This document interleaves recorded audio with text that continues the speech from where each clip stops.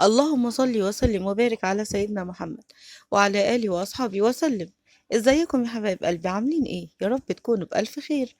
كل سنة وانتم طيبين. خلاص رمضان كلها كام يوم ويملى كل بيوت المسلمين بركة وخير. النهاردة بقى هنعمل شوية تفريزات وأوريكم المشتريات اللي اشتريناها كمان. نزلت السوق لقيت البصل غالي جدا، كان ب15 جنيه. الراجل اداني ده ب12 جنيه بالعافية يعني. وكمان اشتريت شوية بطاطس. البطاطس بصراحة كانت جميلة جدا في السوق ورخيصة، الكيلو ونص كان ب10. كمان جبت بسلة. البسلة لقيتها ب16 جنيه. وكمان لو كنت يعني فصلت مع الراجل شوية كان ممكن يدهاني ب15.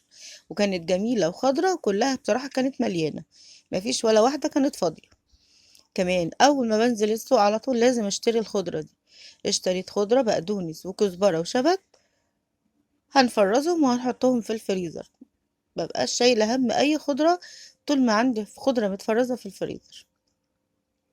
تمام التمام. اشتريت ايه كمان يا ردنوشة؟ الباذنجان. اشتريت كيلو ونص بتنجان اسود جميل. ممكن نعمل منه سلطة بابا غنوج، ممكن نعمل منه مسقعة، حاجة كده في منتهى الجمال. وكان برضو حلو. اشتريت فلفل اخضر. الفلفل الاخضر زي ما انتوا شايفين، والفلفل الاخضر غالي جدا دلوقتي، معرفش برضو حصل له ايه. واشتريت جزر. بصوا الجزر بقى ده اللي بيبقى لونه محمر شوية ده، بصوا بيبقى مسكر وفي منتهى الجمال. انا قلت بقول لكم ان انا جبت الجزر عشان هحطه كمان مع البسله. كمان جبنا ايه؟ ايوه جبنا ملوخيه خضراء. لقيت الراجل بيبيع ملوخيه خضراء كانت جميله جدا وصابحه كده وفريش، والكيلو كان ب10 جنيه بس. جبت كيلو وقلت يلا نفرزه كمان في الفريزر، مش هيخسر. البطل بتاعنا النهارده بقى هو الطماطم. رحت بقى اشتريت شوية طماطم لان الفريزر بتاعي خلاص كان بيشطب طماطم. قلت اشتري كمان كام كيلو كده، وكانت حمرا وجميلة بصراحة.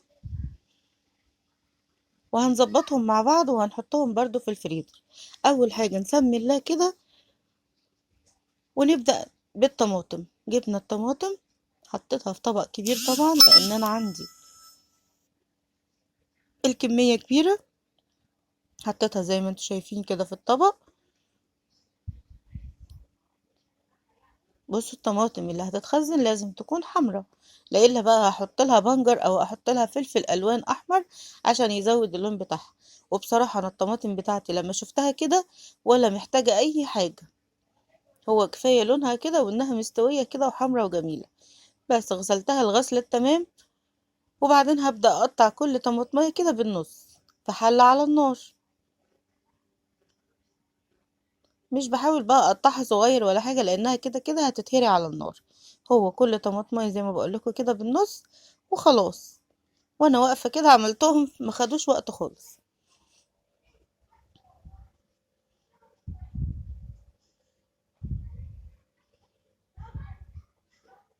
اي حاجة طبعا بلاقيها مش كويسة كنت على طول بستبعدها وبقطعها بالسكينة على طول، لكن الباقي كله بصراحة كان جميل جدا. والطماطم دلوقتي الكيلو ونص ب10. حلوة قوي. بصوا انا خلاص كده خلصت. وبصوا قد ايه هي في الحلة دلوقتي. بعد ما هتتولع عليها النار بقى هتلاقي كل الكمية دي نزلت خالص وكشت قوي، نزلت ميتها. انا حطيت هنا شوية ملح وحطيت يا دوب كوباية صغيرة من المية بس كده، وهسيبها مش هحط اي اضافات تانية. بصوا هي كل مادة ما بت ايه ما بتقل شوية في الحجم بتاعها والكمية بتاعتها، لانها بتنزل المية بتاعتها والمية دي طبعا بتتبخر. انا هبقى متابعة. بصوا بقى هنا خلاص بعد ما استوت تمام معايا والكمية قلت، بالهاند بلندر بقى يا جميل واضربيها ضربة ايه كويسة، وبرجعها تاني على النار تكمل بقى السوا بتاعها وتتقل خالص. انا هنا حطيت رشة من السكر عشان اعادل الحموضة بتاعة الطماطم. بصوا اللون بتاعها والحمار بتاعها جميل ازاي. سبتها بقى شوية لحد ما تقلت خالص، وهبدأ دلوقتي هسيبها تبرد وبعدين هرجع احطها في الاكياس. طبعا الكيس انت بتحطيه على حسب الكمية اللي انت محتاجاها في كل اكلة. وتقدري كمان ان انت تقطمي من الكيس الكمية اللي انت عاوزاها وترجعي التاني في الفريزر على طول.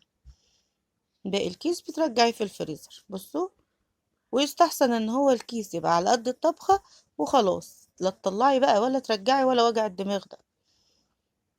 ببدأ بقى احطها في الاكياس، وعايزة اقول لكم اللون بتاعها بصراحة كان عاجبني جدا، ومن غير ما احط بنجر ولا فلفل الوان احمر ولا اي حاجة. ما كانتش بصراحة محتاجة، يعني اللهم بارك، كان لونها في منتهى الجمال.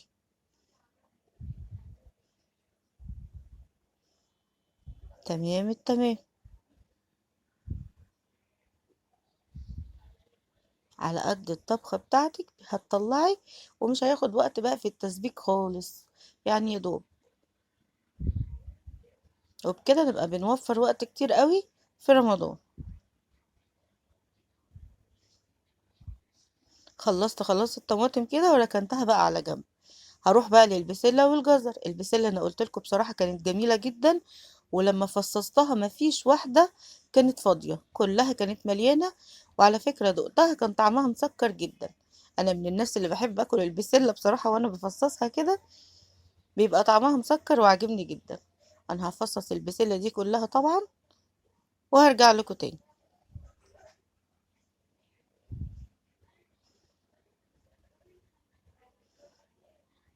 بس كده بصوا اتفصصت، كانت في منتهى السهولة وانا قاعدة قدام التلفزيون فصصتها. هروح بقى للجزر بتاعي بالمقشرة على طول كده، هشيل كل القشر ده وهظبطه. المقشرة دي انا جايباها ب7.5، بس بصراحة جميلة بتنجز معايا حاجات كتيرة جدا. نرجع بقى للجزر. عايزة اقول لكم ان الجزر ده كان طعمه مسكر جدا بصراحة، عسل. وسبحان الله دايما الخضار بتاع الشتاء بنلاقي طعمه مسكر غير الخضار بتاع الصيف. كده خلاص تمام التمام، عملنا الجزر وقشرناه. هنقطع الجزر ده بقى مكعبات صغيرة على قد البسلة كده بالظبط. ونبقى كده خلاص، ولا بقى هحط في مية سخنة وبعدين مية ساقعة ولا الكلام ده كله. اهم حاجة يا ست الكل اللي انتي بس تنشفي البسلة كويس جدا وتنشفي الجزر كويس جدا، وتشيلي الهواء اللي موجود في كل كيس. بص انا هنا بدوس عشان ابططه، لان الهواء بقى كان مخليه متكتل كده ومحطوط حاجة واحدة. عايزة اقول لكم السمك بتاع الكيس نفسه كان صغير جدا. بصوا السمك قد ايه، ده الكيسين كده مع بعض. كده عملت كيلو البسلة وخلاص خلصت منه. انا عايزة اوريكم ان الكمية بتاعتي بعد ما خلصت الكيسين مع بعض، بصوا كل كيس تقريبا كان نص كيلو او نص كيلو الا 10 جرام او حاجة كده. تمام التمام. يلا نخش على اللي بعده. الملوخية. هنا احنا جبنا الملوخية، كانت جميلة قوي بصراحة، خضرة وفريش كده وطازة، عجبتني جدا. مع اني ما بحبش افرز الملوخية كتير، بس انا لما لقيتها حلوة كده عجبتني. جبناها بقى وقطفناها زي ما بنقطف كده الملوخية. كلنا عارفين طبعا تقطيف الملوخية، بتسيبي شوية من العرق من العنقود كده بتاعها او الفرع بتاعها عشان يعمل لك عرق في الملوخية كويس. تمام، وبسيبها تنشف كويس جدا. وبعد كده برجع احطها في الاكياس، بس انا مش هحطها في الاكياس زي ما هي كده سليمة، لا خليكم معايا وتابعوا معايا الفيديو هنقول لكم هنعمل بيها ايه. كده انا قسمت الكمية بتاعتي دي، كانت كيلو ملوخية، قسمتها على 3 اكياس. يدوب كل كيس هطلعه هتبقى هي الطبخة بقى وخلاص.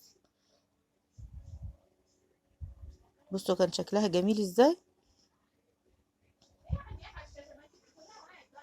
زي الفل.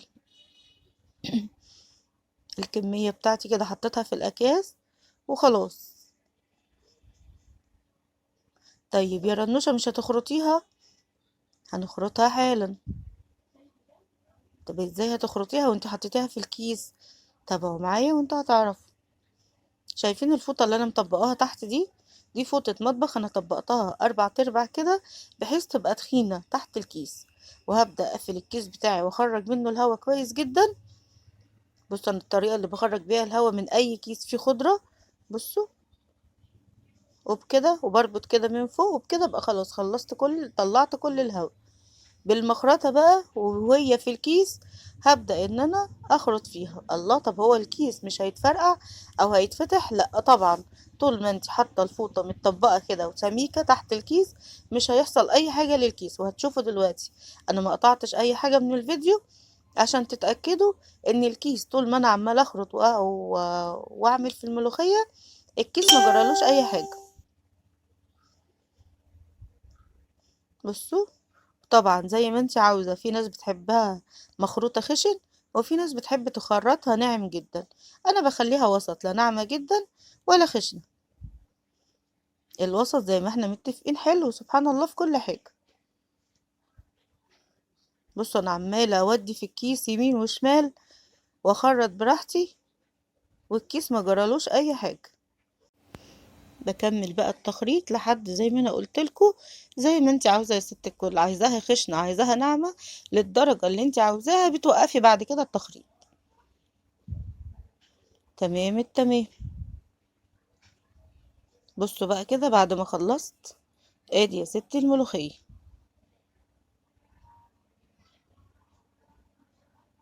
كل الاكياس بقى هعملها بالطريقة دي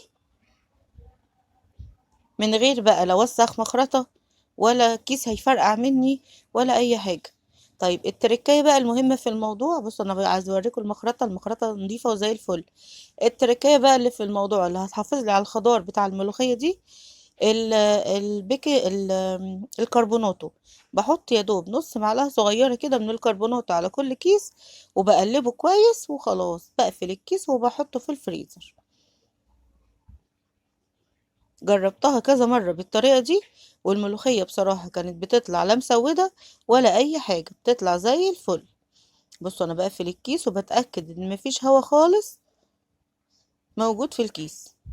بقفل الكيس كويس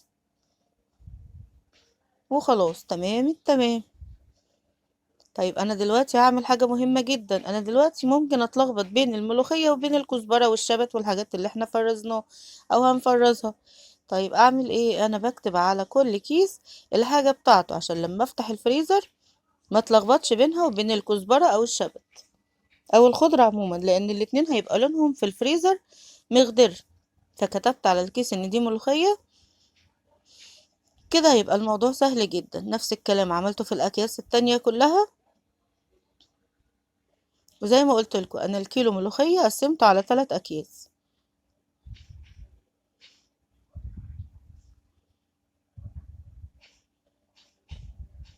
ده الكيس التاني وادي التالت. كده خلاص خلصنا الملوخية بتاعتنا. حاجة كده كانت عظمة عظمة عظمة. يلا بقى بسرعة نخش على اللي بعده. عندي الخضرة زي ما قلت لكم، انا نزلت السوق وجبت كزبرة وجبت شبت وجبت بقدونس، غسلتهم كويس جدا ونقعتهم في مية وخل علشان اتأكد ان هم نضاف وزي الفل. فرزنا قبل كده مع بعض الخضرة، وزي ما قلت لكم يا دوب انا بتأكد بس ان هي نشفت بعد ما بغسلها. بسيبها كده تحت المروحة او في الهواء، بما ان مفيش مراوح دلوقتي احنا في الشتاء.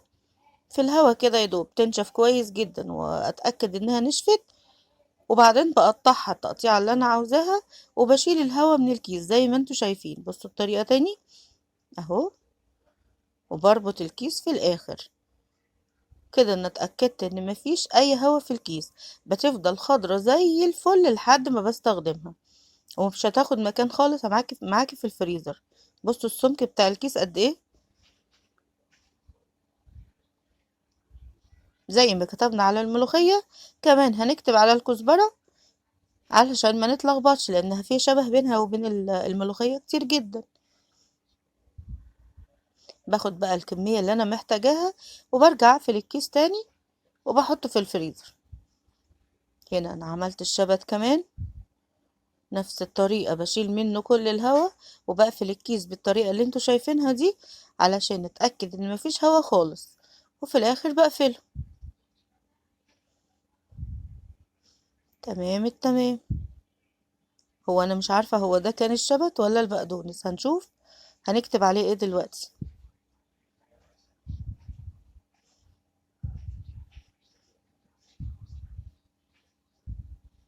تمام، ده طلع الشبت.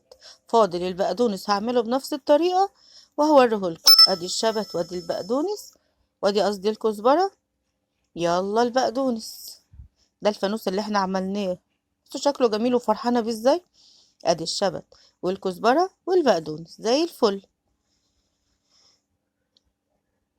كده خلاص خلصنا الخضرة. نيجي بقى على الفاصوليا. الفاصوليا الخضرة موجودة، انا اشتريتها اشتريتها ساعتها كيلو كان فاصوليا، كانت جميلة جدا وخضرة كده برضو طازة.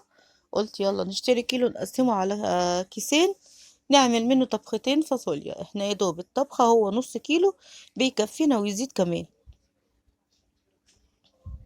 بس انا عايزة اقول لكم انها كانت طازة وجميلة جدا. وبصوا لونها اخضر وجميل ازاي. تمام التمام. غسلتها طبعا بالمية، وكمان هحطها او هنقعها في ميه بخل. لازم يا جماعه الخضار بعد ما نشتريه ونغسله كويس جدا ننقعه في الميه والخل شويه، بحيث ان احنا نتاكد من نظافته، بالذات الحاجات اللي احنا مش بنقشرها بناكلها على طول. لان انا هنا مش هقشر الفاصوليا، انا هيدوب هقطعها وهحطها في الاكياس برضو. بصوا هسيبها بقى في الميه والخل دي شويه، اتاكد بقى ان هي بقت نظيفه وزي الفل. وعايزه اقول لكم الميه بعد ما شلت منها الفاصوليا، مع اني كنت غسلها قبل كده الفاصوليا، الميه اللي انا نقعتهم فيها لقيتها مليانه برضو شوائب كده وحاجات ما كانتش ظريفه خالص.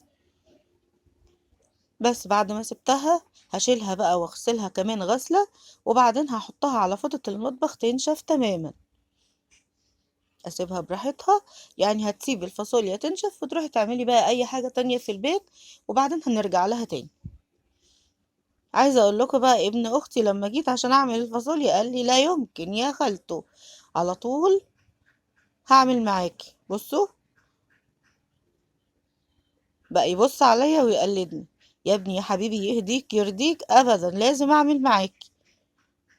بصوا كان سكر قوي بصراحة. التعاون برضو حلو. بس بعد ما خلصنا الله الله الله وبيقلدني الله وبيعمل الله. لايك، بيقول لكم كمان ما نعمل تنسوش لايكات اللايك. الفاصوليا. شكرا يا استاذ علي، تعبناك معانا. اعمل لايك، اعمل كده، اعمل كده كده بصباعك. بس احنا كده خلصنا تقطيع الفاصوليا اضحك زي ما طيب. انتوا شايفين. وطبعا انت اضحك. تقدري تقطعي الحجم اللي انت محتاجاه، ممكن تعمليه اصغر من كده، مفيش اي مشكلة. زي ما قلت لكم انا بحط الفاصوليا بتاعتي من غير برضو ما احطها في مية سخنة او مية ساقعة والكلام ده كله، زي ما هي كده، بس بتأكد ان انا شلت الهواء منها، وان هي كمان ناشفة ما فيهاش نقطة مية. بتطلع معايا والله نفس اللون اخضر، حتى بعد ما بتستوي في الاكل كده بيبقى لونها اخضر وجميل، ما بيتغيرش خالص. زي ما قلت لكم انا الكيس هنا الكيلو ده قسمته على كيسين، بقيت احط هنا شوية وهنا شوية عشان يبقى اسمة العدل بقى. وبعدين قفلت الكيس، وانا بقفل الكيس بتأكد يا جماعة، بأكد كمان مرة ان ما يبقاش فيه هوا خالص. حاولي على قد ما تقدري تخرجي الهوا من الكيس. هتلاقي الفاصوليا كتلت كده معاكي شوية، بس تحاولي تبططيها كده وتفرديها في الكيس هتتفرد معاكي. وبكده خلصنا الفاصوليا. فرزنا مع بعض بقى الفاصوليا والطماطم والخضرة والملوخية، وعملنا البسلة والجزر. بصوا بقى الحاجات دي كتير هتوفر معايا الوقت في رمضان. عايزه اقول لكم كمان ان انا جبت هنا فرخه، خدت الاوراق بتاعتها، عملت الوركين حمام كداب ان شاء الله هنعمله وهحشيهم وهوريكم مع بعض، هنعمل فيديو. وكمان قسمتها في الاطباق وظبطت الدنيا. اكيد الفرخه دي مش هي الفرخه اللي هنستخدمها بس في رمضان، لا، بس انا قلت اكيد هي مع الحاجات التانية اللي موجوده في الفريزر هتبقى زي الفل، واكيد هنحتاج تاني ونجيب ان شاء الله. بس ادي الطماطم عملت معايا كمية محترمة من الطماطم، وكمان البسلة والجزر والملوخية، وادي الكزبرة، وما ننساش الفاصوليا. ورمضان كريم عليكم. احنا بنعمل كل ده عشان منقضيش الوقت بتاعنا في المطبخ وننسى ان شهر رمضان هو شهر قراءة القرآن والتعبد وشهر الحسنات، فاحنا ما ننساش ونضيع وقتنا في المطبخ. وكل سنة وانتم طيبين وبألف خير، ورمضان كريم